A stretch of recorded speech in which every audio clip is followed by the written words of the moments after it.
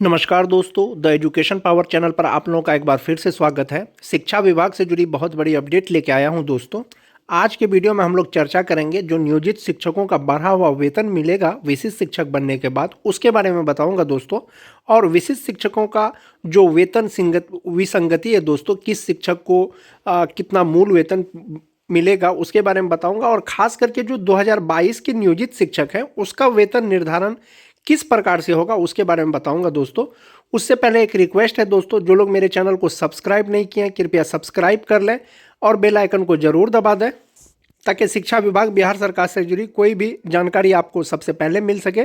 तो चलिए शुरू करते हैं आज का वीडियो। आज का ही ये लेटर है दोस्तों 23 दिसंबर का। जैसा कि आप देख पा रहे होंगे, शिक्षा विभाग बिहार सरकार द्वारा ये लेटर जारी किया गया है दोस्तों।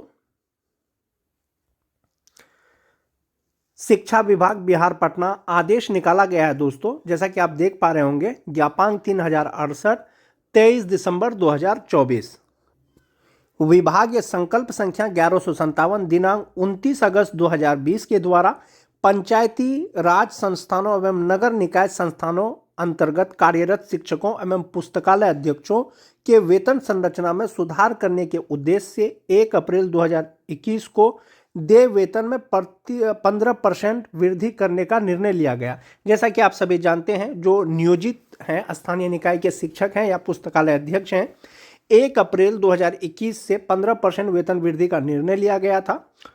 पुनः उक्त के परिप्रेक्ष्य में वर्धित दर से वेतन के निर्धारण हेतु वित्त विभाग के परामर्श से विभागीय आदेश का ज्ञापांक 1816 दिनांक 12 नवंबर 2021 के द्वारा पूर्व से निर्गत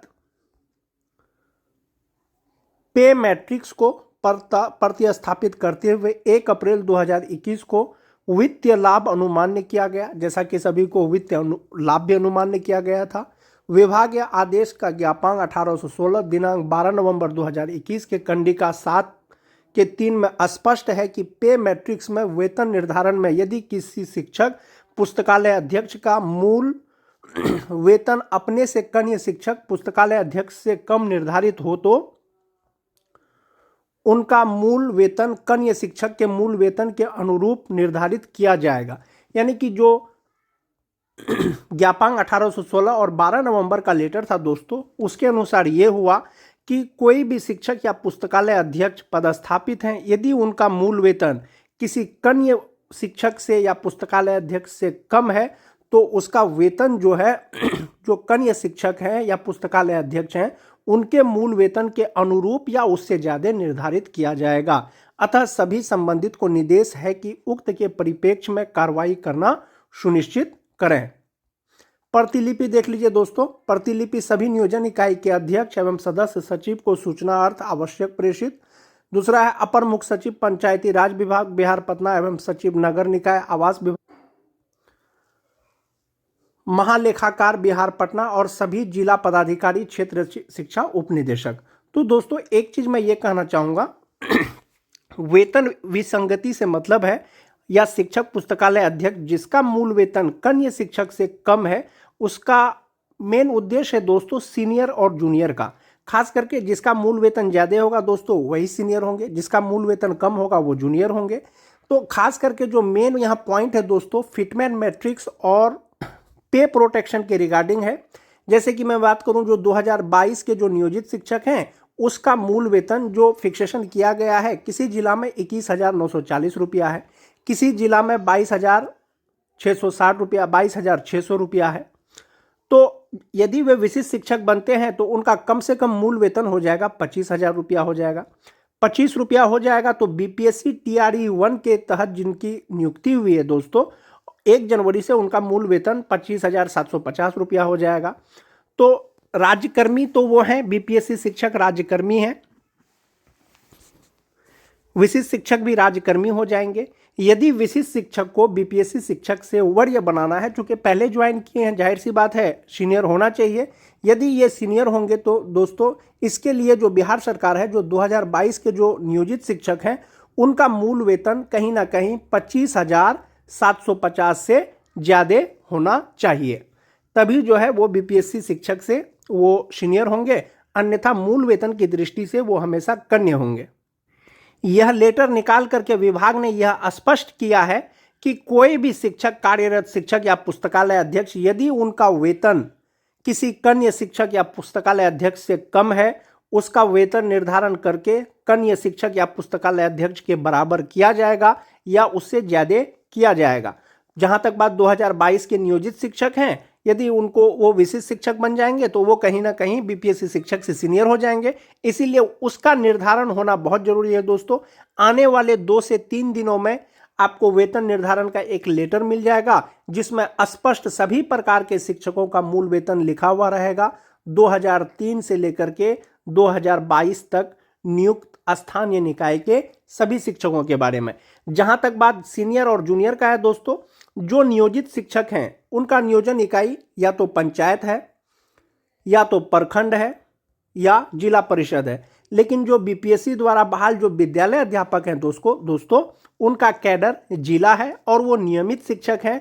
तो कहीं ना कहीं जो है बीपीएससी शिक्षक विद्यालय अध्यापक जो है वो नियोजित शिक्षक से सीनियर है, ऐसा अभी तक मान करके चला जा रहा है। फर्क सिर्फ इतना है, जो बीपीएससी टीआरई 1 या टीआरई 2 से नियुक्त जो विद्यालय अध्यापक है वो अभी प्रोबेशन पीरियड में है, 2 साल अभी पूरा नहीं हुआ है दोस्तों, इसीलिए जो है प्रभार से संबंधित कोई अधिसूचना नहीं जारी किया गया है। अन्यथा ये आप मान के चलें जो विद्यालय अध्यापक है वो नियोजित शिक्षक से वो सीनियर है, लेकिन कहीं पर भी विशिष्ट शिक्षक से इसकी तुलना नहीं की गई है। मैं आपको एक पुराना लेटर दिखाता हूं दोस्तों। माननीय शिक्षा मंत्री सुनील कुमार से जो है माननीय नवल किशोर यादव जो है एक प्रश्न पूछे थे। जैसा कि आप देख पा रहे होंगे, प्रश्न उनको पूछा गया था, क्या यह सही है कि राज्य के प्राथमिक से लेकर उच्च माध्यमिक तक विद्यालय में कार्यरत नियोजित शिक्षक एवं बीपीएससी के द्वारा नियुक्त टीआरई शिक्षकों का सरकार के बीपीएससी के द्वारा नियुक्त टीआरई शिक्षकों को वरीयता का निर्धारण किया गया है? एक सवाल और पूछा उन्होंने ख में, क्या यह सही है कि सक्षमता उत्तीर्ण विशिष्ट शिक्षक बनने पर भी बीपीएससी नियुक्त टीआरई 1 शिक्षक ही वरीय रहेंगे? क्या यह सही है कि नियोजित शिक्षकों का पूर्व के अवधि में कार्य का वरीयता में लाभ नहीं दिया जा रहा है? यदि उपरोक्त खंडों के उत्तर स्वीकारात्मक है तो क्या सरकार नियोजित शिक्षकों के अवधि कार्य को देखते हुए बीपीएससी के द्वारा नियुक्त टीआरई शिक्षकों से वरीय बनाने हेतु नियम में परिवर्तन करने का विचार रखती है? यदि हाँ तो कब तक? जो माननीय शिक्षा मंत्री हैं दोस्तों, उन्होंने सभी प्रश्नों का एक साथ जवाब दिया। वस्तु स्थिति यह है कि बिहार राज्य विद्यालय अध्यापक नियुक्ति स्थानांतरण अनुशासनिक संशोधन नियमावली 2023 भारत के संविधान के अनुच्छेद 309 परंतु के अधीन प्रदत्त शक्तियों के तहत अधिसूचित किया गया है, यानी वो अधिसूचित किया गया है। इस नियमावली के तहत नियुक्त विद्यालय अध्यापक का संवर्ग राज्यकर्मी के श्रेणी के तहत होते हैं, यानी बीपीएससी द्वारा बहाल जो शिक्षक हैं दोस्तों वो राज्यकर्मी हैं, जबकि स्थानीय निकाय के शिक्षक की नियमावली भारत के संविधान के अनुच्छेद 243 के तहत अधिसूचित की गई है, जो राजकर्मी श्रेणी के तहत नहीं होते हैं। यानी जो नियोजित शिक्षक हैं वो राजकर्मी के तहत नहीं होते हैं, लेकिन जो विद्यालय अध्यापक हैं नियमावली के अनुसार वो राजकर्मी हैं। सरकार के समक्ष स्थानीय निकाय शिक्षक को अनुभव के आधार पर विद्यालय अध्यापक जो बिहार लोक सेवा आयोग द्वारा नियुक्त हैं से वरीय बनाने हेतु कोई भी प्रस्ताव विचाराधीन नहीं है। सरकार ने स्पष्ट कर दिया था इस जवाब में, ये सवाल सबका जवाब में, कि बीपीएससी जो विद्यालय अध्यापक हैं वो वरीय होंगे स्थानीय निकाय के नियोजित शिक्षकों से, लेकिन यहाँ पर कहीं पर भी आपको विशिष्ट शिक्षक से वरीय होंगे ये चीज़ लिखा हुआ नहीं है दोस्तों। जहाँ तक बात फिटमेंट मैट्रिक्स का है, पेमेंट का है, तो मूल वेतन बहुत बड़ा फैक्टर होने वाला है दोस्तों सीनियर और जूनियर के कैटेगरी में, चाहे वो विद्यालय अध्यापक हो चाहे वो विशिष्ट शिक्षक हो, जो नियोजित शिक्षक सक्षमता पास करके जो राज्यकर्मी बनेंगे। जो नियोजित शिक्षक सक्षमता पास परीक्षा करके राज्यकर्मी बनेंगे, जो नियमावली 2023 का है दोस्तों 8.1 8.2 में स्पष्ट लिखा हुआ है कि विशिष्ट शिक्षक को जो है पूर्ण वेतन संरक्षण का लाभ मिलेगा। यानी उनका जो मूल वेतन अभी है, जब वो विशिष्ट शिक्षक बनेंगे तो उनका मूल वेतन कम नहीं होगा, लेकिन उनका वेतन का डिफरेंस सिर्फ और सिर्फ एनपीएस और ईपीएफ में होगा। दूसरा है दोस्तों, सरकार ने यह भी कहा है कि नियमावली के प्रभावी होने पर उनका वेतन फिटमेंट मैट्रिक्स के अनुसार दे होगा, यानी जो मैट्रिक्स में उनको वेतन अभी मिल रहा है उसी मैट्रिक्स के अनुसार उनको वेतन मिलेगा। जो फिटमेन मैट्रिक्स की बात हो रही है दोस्तों वो यहाँ पर है। जैसे 1 to 5 के जो विशिष्ट शिक्षक है 25,000 रुपया उनका वेतन होगा। 25,000 विद्यालय अध्यापक का भी होता है जो 1 to 5 के बीपीएससी TRE 1 या TRE 2 द्वारा जो नियुक्त हुए हैं।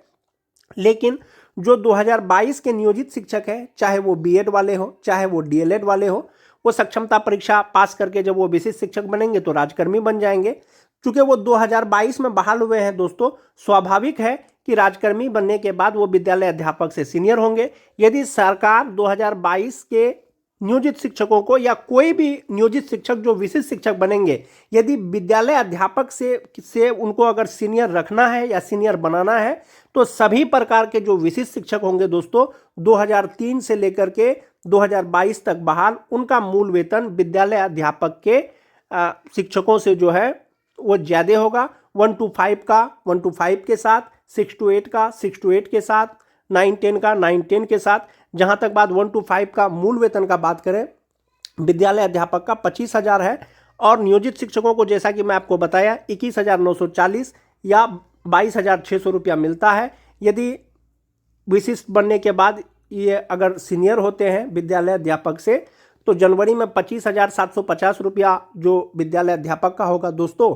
या तो नियोजित शिक्षकों का मूल वेतन चाहे वो किसी भी कैटेगरी के हो, चाहे वो 2022 के हो, चाहे वो 2016 के हो, चाहे वो 2013 के हो, यदि विद्यालय अध्यापक से, मैं यहाँ सिर्फ 1 to 5 की पहले बात कर रहा हूँ, यदि उनको विद्यालय अध्यापक से सीनियर बनाना है राजकर्मी के बाद तो किसी का भी मूल वेतन दोस्तों 25,750 से कम नहीं होगा। वेतन विसंगति से मतलब यही है कि मूल वेतन यदि किसी शिक्षक का कम है जूनियर शिक्षक से तो उसके बराबर कर देना है या उससे अगला वाला इंडेक्स उनको कर देना है। तो यही वो इंडेक्स है दोस्तों जिसके अनुरूप जो है शिक्षकों को वेतन मिलेगा। जैसा कि मैं पहले भी कई वीडियो में बता चुका हूं, जो नियोजित शिक्षक हैं 2003 के, उनका मूल वेतन अभी 30,420 रुपया है 2024 के अनुसार और इंडेक्स 13 के अनुसार मिल रहा है। इंडेक्स 13 के अनुसार यदि विशिष्ट शिक्षक का बात करें, अगर 13वां लेवल का उनको अगर मूल वेतन मिलेगा तो 35,640 रुपया मिलेगा जो फिटमेन मैट्रिक्स कहलाएगा। यदि सिर्फ मूल वेतन पे प्रोटेक्शन देता है दोस्तों, जैसा कि वहां पर 30,420 रुपया था, तो 30,420 का आप आसपास वाला इंडेक्स देख लें। 30,420 का आसपास वाला 30,750 रुपया है। संभवतः जो 2003 के नियोजित शिक्षक होंगे उनका मूल वेतन 30,750 से कम नहीं होगा। हो सकता है कि इंडेक्स 13 के अनुसार उनका 35,640 रुपया भी हो जाए। तो इसी इंडेक्स के अनुसार उनका वेतन होगा दोस्तों। और 2022 का जो नियोजित शिक्षक है उनका वेतन का निर्धारण उनके सीनियर और जूनियर पर डिपेंड करेगा। यदि सरकार जो है उनको सीनियर बनाएगी तो उनका मूल वेतन संभवतः 25,750 से ज़्यादा होगा। अन्यथा कम से कम 25,000 रुपया तो जो छठा चरण से बहाल शिक्षक है, चाहे वो डीएलएड हो या बीएड हो, उनको मिलेगा ही मिलेगा। 2 से 3 दिनों में दोस्तों वेतन विसंगति, किस शिक्षक का कितना मूल वेतन होगा उसका लेटर आ जाएगा। ये विभाग के द्वारा एक आदेश जारी किया गया है कि वेतन विसंगति अगर किसी प्रकार का है किसी भी शिक्षकों में, पंचायती राज से नियुक्त या पुस्तकालय अध्यक्षकों में, उनको जो है दूर कर लिया जाए और कन्या शिक्षक या कन्या पुस्तकालय अध्यक्ष के बराबर उसका मूल वेतन किया जाए या उससे अधिक किया जाए। आज के वीडियो में दोस्तों बस इतना ही। वीडियो अगर अच्छी लगे तो लाइक और शेयर जरूर कर दें। मिलते हैं एक नए वीडियो के साथ, तब तक के लिए धन्यवाद।